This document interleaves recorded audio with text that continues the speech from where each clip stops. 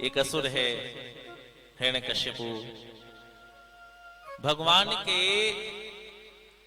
जय और विजय नाम के जो पार्षद हैं, इन्हीं का विकृत रूप, राक्षस रूप हिरण्यकशिपु और हिरण्याक्ष। हिरण्यकशिपु एक पुत्र होता है, नाम प्रहलाद रखता है।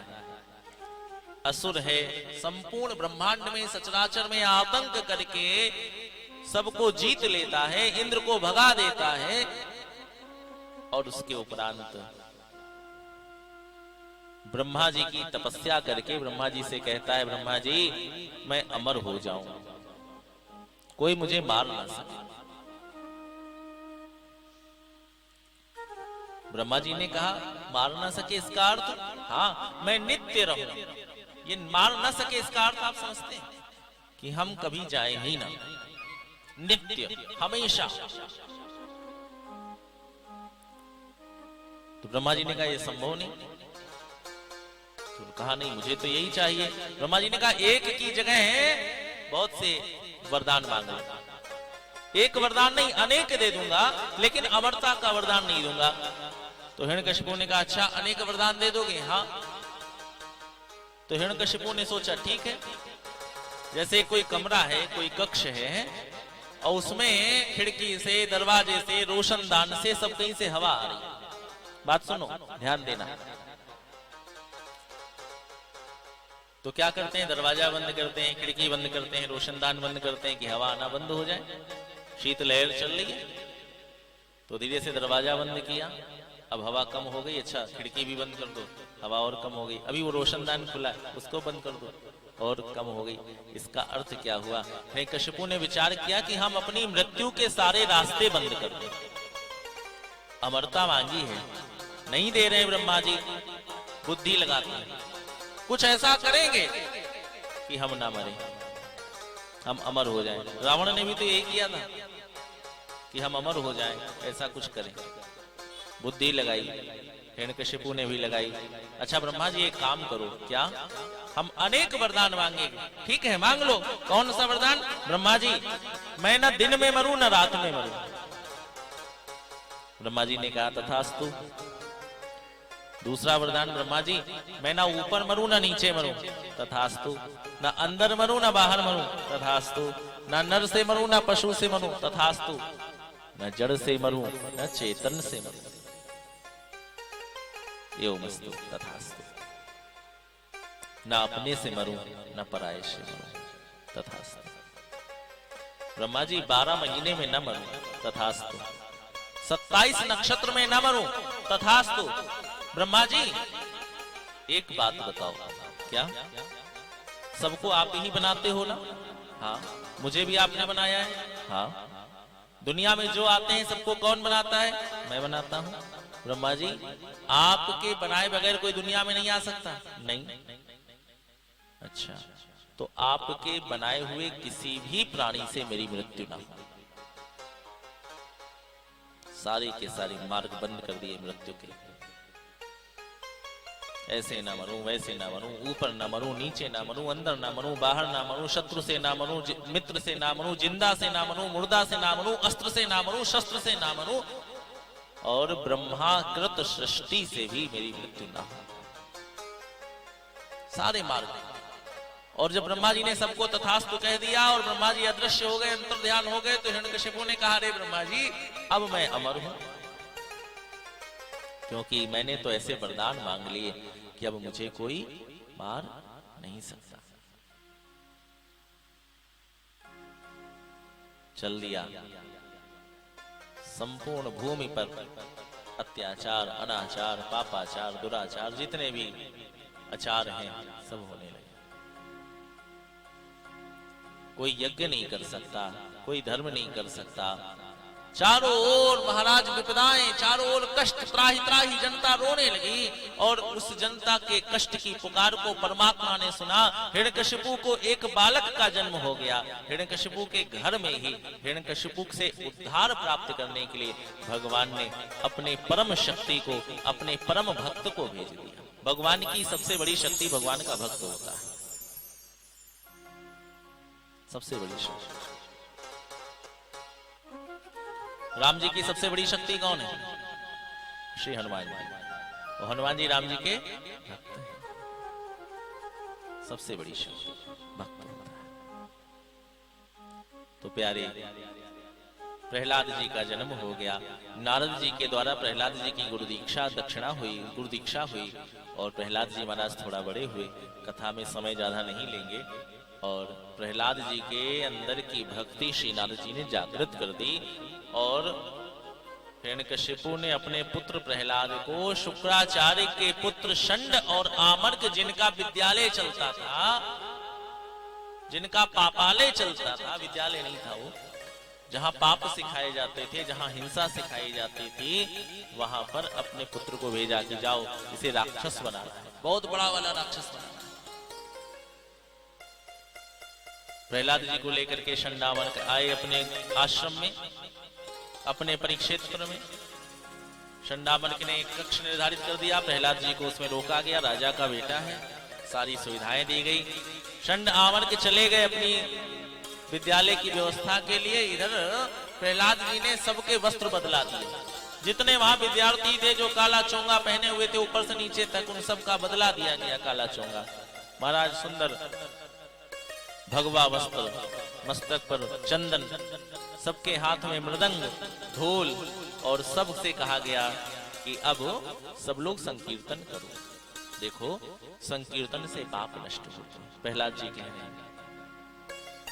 प्रहलाद जी ने सबको समझाया कि संकीर्तन से पाप नष्ट होते हैं। जितना कीर्तन करोगे उतना अधिक तुम पवित्र होते जाओगे। तुम्हारा मन, तुम्हारा चिंतन पवित्र होता जाएगा। सब संकीर्तन करो। अब तो जो बालक मृदंग बजा लेता है वो मृदंग गले में टांगे हुए है, जो मंजीरा बजा लेता है वो मंजीरा टांगे हुए है, जिसके हाथ में महाराज स्वर संज्ञा है अर्थात हारमोनियम लिए हुए, सब के सब अपने अपने आनंद में और प्रभु का संकीर्तन करने लगे। जय जय नारायण नारायण हरि हरि, जय जय नारायण नारायण हरि हरि, जय जय नारायण नारायण हरि हरि, जय जय नारायण नारायण हरि हरि, जय जय नारायण नारायण हरि हरि, जय जय नारायण नारायण हरि हरि, जय जय नारायण नारायण हरि हरि, जय नारायण नारायण हरि हरि। प्रहलाद जी महाराज के हाथ में करताल। जय जय नारायण नारायण हरि हरि, जय जय नारायण नारायण हरि हरि, जय जय नारायण नारायण हरि हरि, जय जय नारायण नारायण हरि हरि। सभी आनंद में, मस्ती में। जय हो।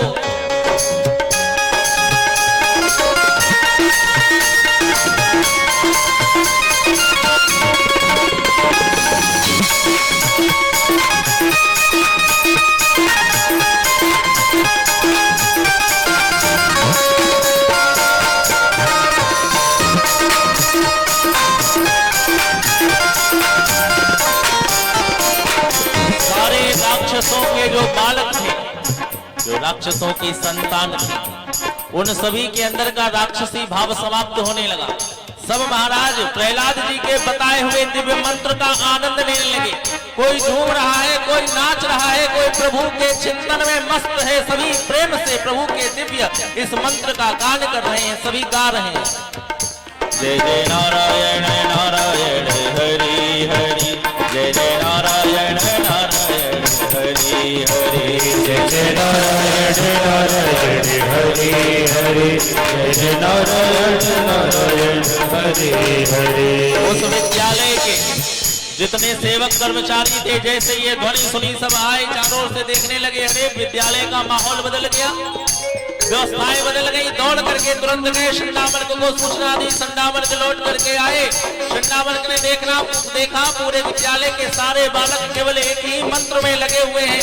शंडामर्क ने डांटा, हे शांत रहो, सबके सब शांत रहो। भयभीत हो गए। शंडामर्क ने सबसे कहा, अच्छा यहाँ नारायण जपने वाला कौन है? किसने तुम्हें नारायण मंत्र की दीक्षा दी? किसने तुम्हें नारायण का पाठ पढ़ा दिया? किसने कहा कि तुम नारायण की साधना करो? सब के सब बालक मस्तक नीचे करके और प्रहलाद जी की ओर देखने लगे। अच्छा, इस राजा के पुत्र प्रहलाद ने तुम्हें प्रेरित किया? सबके सब शांत हो गए। सबने कहा, गुरुदेव एक बात कहें।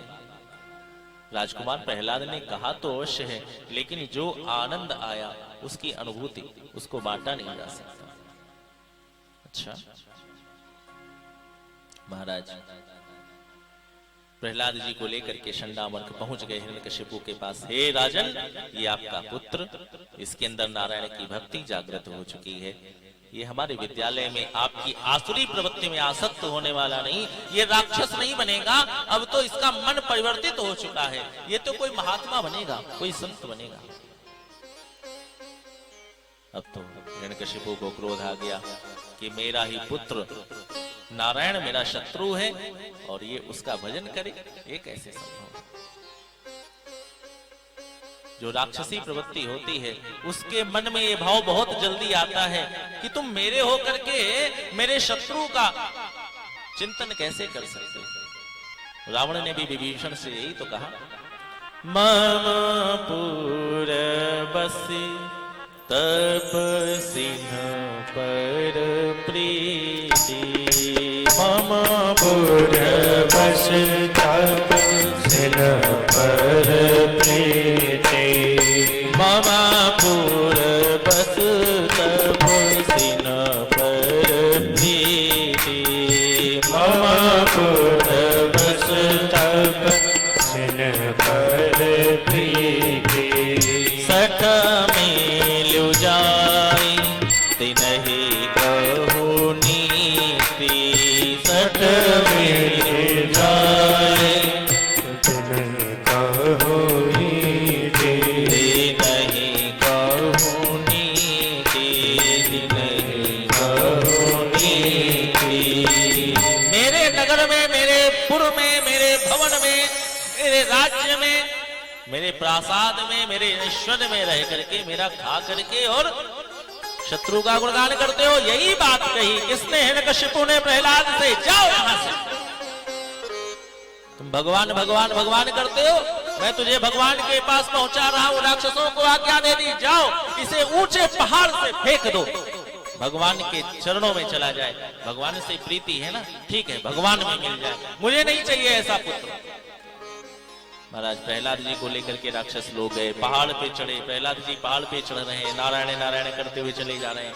कहाँ ले जा रहे हो? बद्री विशाल के दर्शन के लिए? नहीं नहीं, बद्री विशाल में मिला देंगे तुम्हें, ऐसा कह करके एक विशाल पहाड़ के ऊपर से छोटे से प्रहलाद जी को महाराज छोड़ दिया गया। नीचे गिरने लगे प्रहलाद जी, और जैसे ही गिरने लगे माँ भगवती महालक्ष्मी दौड़ी दौड़ी आई, अपना आंचल फैला दिया, प्रहलाद जी को गोद में ले लिया।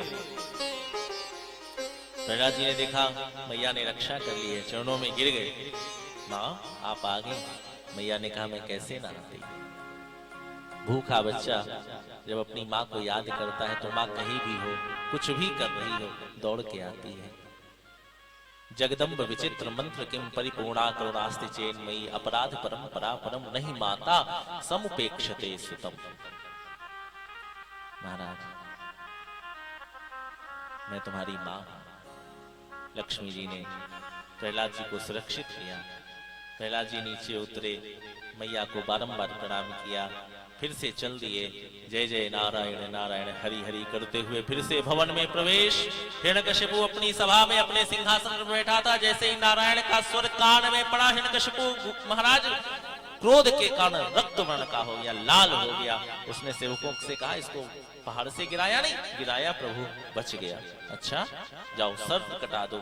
जहरीले जहरीले सर्प आए, प्रहलाद जी को काटते हैं, लेकिन उनके अंदर का जो विष है वो परमात्मा अपने शेष नाग से कह करके संकर्षित करा रहे हैं, निष्फल हो गया। भोजन में विष दिया गया, प्रहलाद जी बच गए। हाथियों के आगे प्रहलाद जी को छोड़ दिया गया, हाथियों ने प्रहलाद जी की रक्षा की है। और उसके उपरांत अंत तो गत्वा प्रहलाद जी फिर से आ गए हिरण्यकशिपु के उस महल में, पिताजी के समक्ष खड़े हुए। शाम का समय है, होली के एक दिन पहले की घटना है। प्रहलाद हिरण्यकशिपु को देख रहा है और हिरण्यकशिपु प्रहलाद को देख रहे हैं। और इतनी देर में कौन आ गया? होलिका आ गया। होलिका ने पूछा, ये क्या हो रहा है? हिरण्यकशिपु ने कहा कि ये जो पुत्र है मेरा पुत्र नहीं है, शत्रु है, और शत्रु को ज्यादा दिन तक पाल कर नहीं रखना चाहिए, इसको मारना है। कैसे मारूं? विचार कर रहा हूं। होलिका हंसी कहने लगी, अपने छोटे से पुत्र को नहीं मार पा रहे? हिरण्यकशिपु ने कहा, मैंने सारे प्रयास कर लिए बहन। होलिका ने कहा, तो मेरे ऊपर छोड़ दे तू। अच्छा, क्या करेगी? बस कुछ नहीं, सेवकों से कहो कि बाहर जो चौराहा है उस पर एक बहुत बड़ी चिता लगाए, बहुत बड़ी। अच्छा, हाँ, मेरे पास एक ब्रह्मा जी की दी हुई चुनरी है, उस चुनरी को लपेट करके अग्नि में चली जाऊं तो भी मैं जलूंगी नहीं, उसे लपेट लूंगी, इसको गोद में लूंगी, इसे भस्म कर दूंगी, मैं निकल आऊंगी। हिरण्यकशिपु ने कहा, बहुत सुंदर। ताली बजाई, सेवक आए, बहुत बड़ी चिता लगा दो चौराहे पर। चिता लगा दी गई। शाम के समय चारों ओर गुलाल उलाल से सुंदर सजा दिया गया। प्रहलाद जी महाराज को लेकर के महाराज वो राक्षसी, वो होलिका आगे बढ़ी। हिरण्यकशिपु अपने महल की अट्टालिका पर प्रांगण में आकर के खड़ा हो गया, देखने के लिए दूर से खड़ा है। महाराज वो होलिका ब्रह्मा जी की दी हुई चुनरी को लपेट करके प्रहलाद जी को ऊपर से गोद में लेकर के और धीरे से उस चिता पर चढ़ने लगे। प्रहलाद जी ने कहा, बुआ ये हम कहाँ जा रहे हैं? बुआ ने कहा, बेटा वहां पर बैठ करके हम लोग भगवान की पूजा करेंगे, यज्ञ करेंगे। यज्ञ करेंगे, यज्ञ में तो आहुति दी जाती है, हम किस चीज की आहुति देंगे? होलिका ने कहा कि बस हम आहुति देने ही आए हैं, हम तुम्हारी आहुति देंगे। प्रहलाद जी समझ नहीं पाए। भोले भाले प्रहलाद जी गोद में बैठ गए।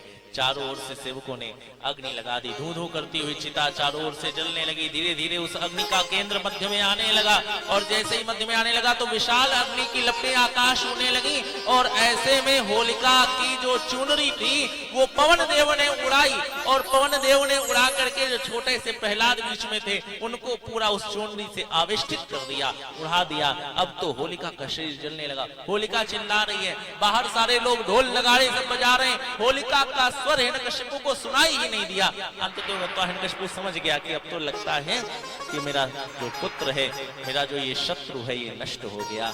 और हिरण्यकशिपु लौट करके अपने भवन में जाके सो गया।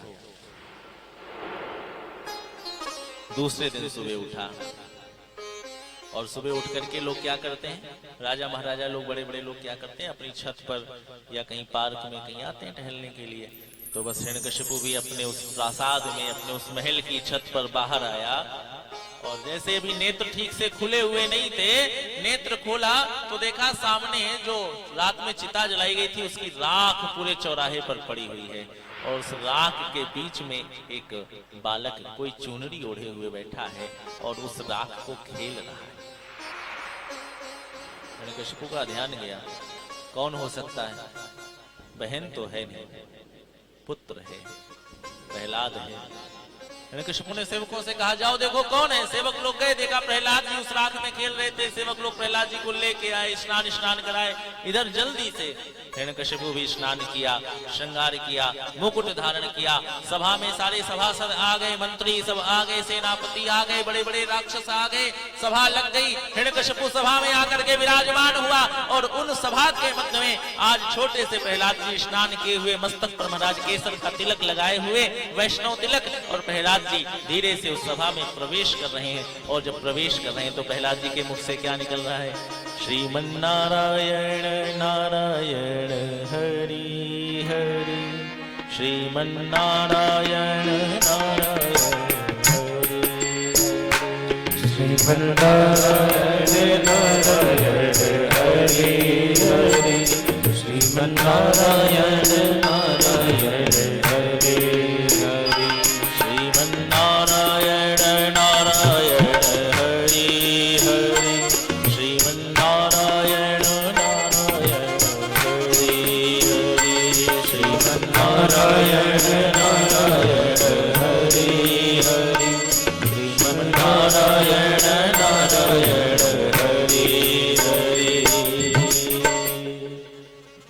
हिरण्यकशिपु ने पूछा, प्रहलाद ये नारायण कौन है?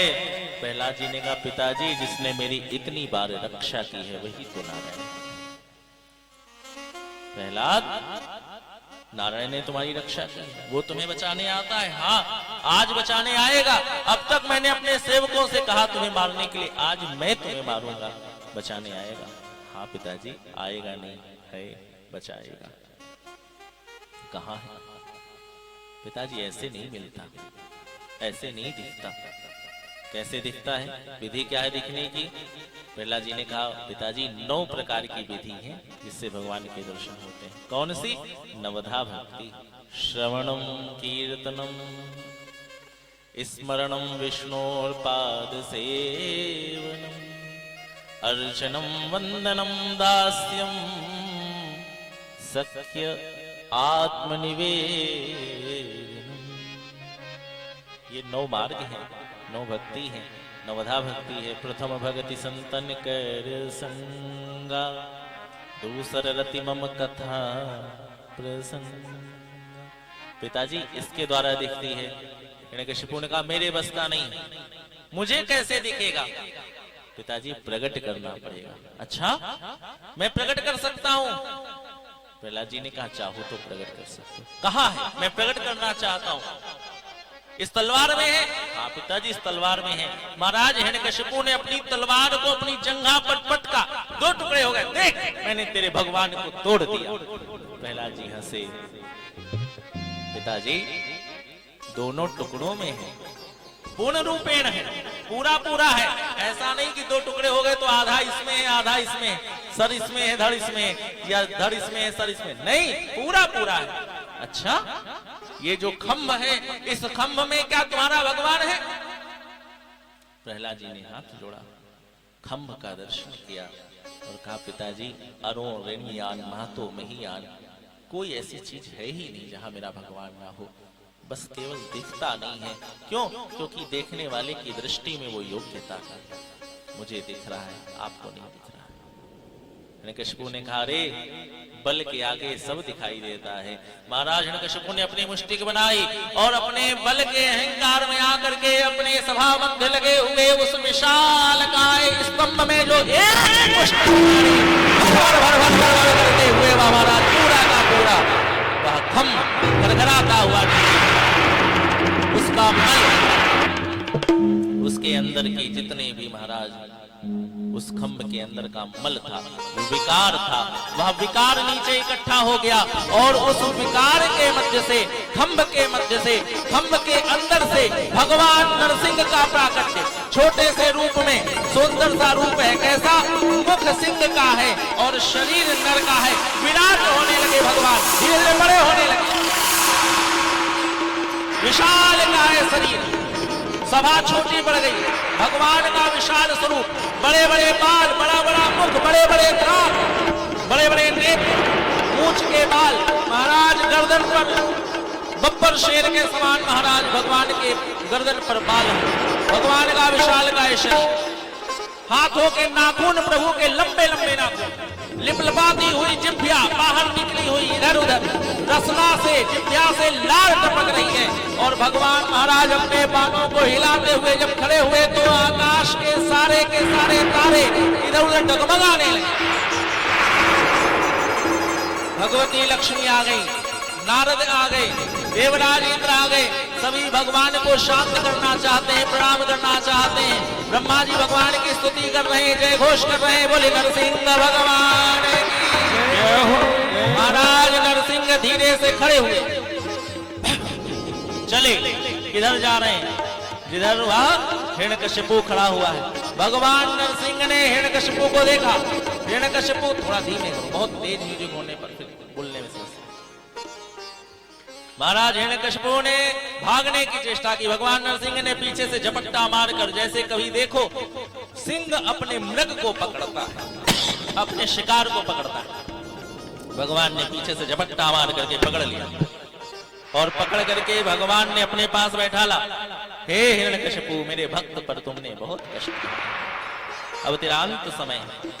हिरण्यकशिपु के साथ भगवान खेल रहे हैं। धीरे से उसे धक्का देते हैं, वो गिर जाता है, फिर आगे बढ़ता है। भगवान उसके पीछे पीछे चल रहे हैं और भगवान ने उसके मुकुट को उतार करके किनारे रखा और सुंदर देहरी पर प्रभु पहुंच गए। जैसे हिरण्यकशिपु भागने की चेष्टा करता है, पीठ पर प्रहार करके अपने नाखून से उसकी पीठ को भेदित करके पकड़ करके अपनी जंघा पर गिराया।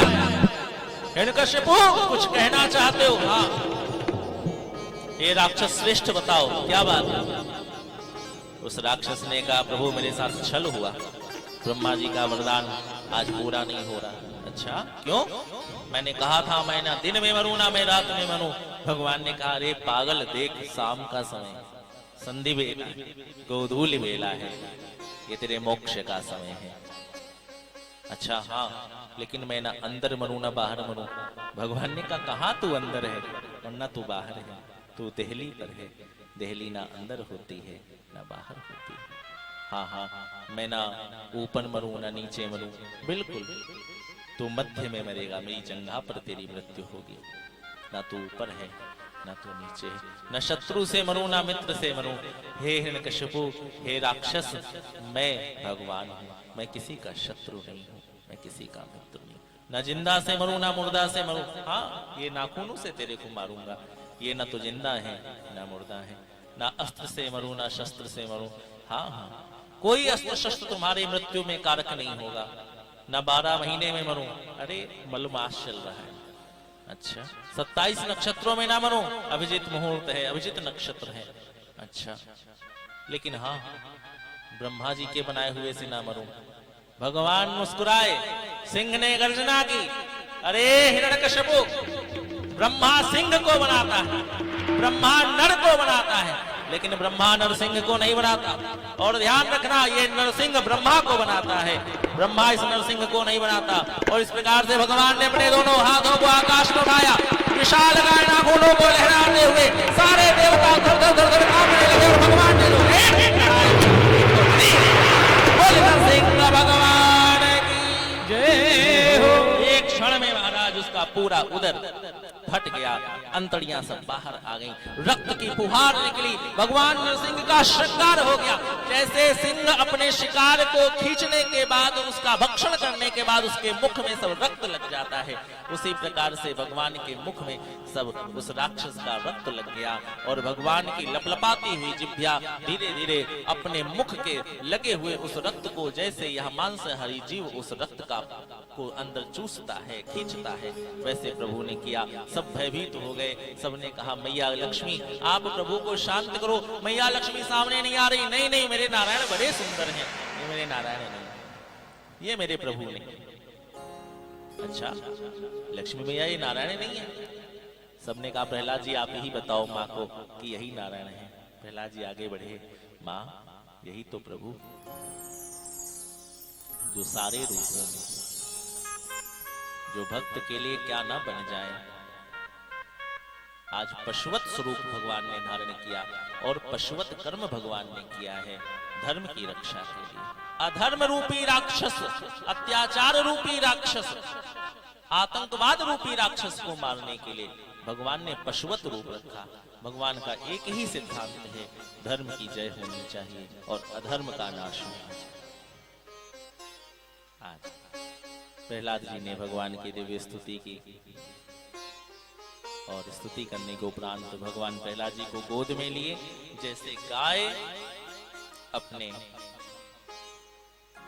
बच्चे को चाटती है, वैसे श्री प्रहलाद जी को नरसिंह भगवान लाड़ लड़ा रहे हैं, अपनी जिह्वा से उन्हें चाट। सिंहासन पर बैठा ला, मुकुट उठा करके प्रहलाद जी के मस्तक पर रखा। सबने जय घोष किया, बोले श्री प्रहलाद जी महाराज की, भक्त और भगवान की।